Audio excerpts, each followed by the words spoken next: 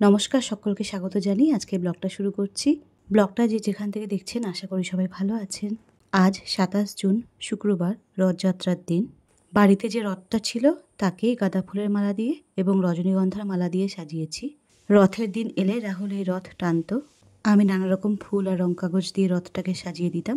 রথ সাজানো হয়ে গেছে, ভোগ জলও দেওয়া হয়ে গেছে। এখন ধূপ আর মোম দিয়ে দিচ্ছি। ঠাকুরের কাছে যে মোমটা দিলাম এই মোমটা আমি ঘরে বানিয়েছি।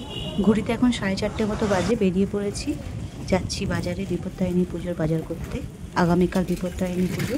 আকাশটা বেশ মেঘলা, একটু আগে ঝমঝমিয়ে বৃষ্টি হয়ে গেছে। দিদির হাতে যে রথটা দেখছেন, আমাদের বাড়ির রথটা ঠিক এইরকম। এখান থেকে আমাদের বাড়ির রথটা নিয়েছিলাম। এখনো কত ভালো আছে রথটা, কিচ্ছু হয়নি। দেখুন এখানে আরো কত রথ। চলুন এবার বিপত্তারিণী পুজোর বাজারটা করে নিই।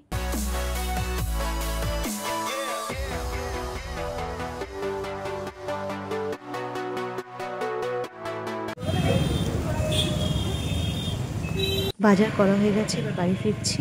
পথে দেখা হলো এই রথের সঙ্গে। হেলা বটতলায় রথের মেলা বসেছে, তার পাশ দিয়েই এলাম। সেখানে বিরাট বড় দোলনা এসেছে। বাড়ি চলে এসেছি। এসে ব্যাগ থেকে বাজারগুলো বার করে এক জায়গায় রাখলাম। লুচি সুজি করব আগামীকাল, তাই কড়াই, হাতা, খুন্তি, সাঁড়াশি, লুচি বেলার বেলনি, বিভিন্ন থালা বাসন বার করেছি। আমি যেটুকু বাজার আনা এনেছি, বাকি যেটুকু বাকি থাকবে রাহুলের বাবা আসার সময় নিয়ে আসবে। চলুন এবার রাতের রান্নাটা সেরে নিই। রাতে হবে ডাল, ভাত, আলু সেদ্ধ। যেহেতু আগামীকাল বিপত্তারিণী পুজো, তাই আজ নিরামিষ। খাওয়া দাওয়া সেরে রান্নাঘর আর গ্যাস ভালো করে মুছে রাখবো।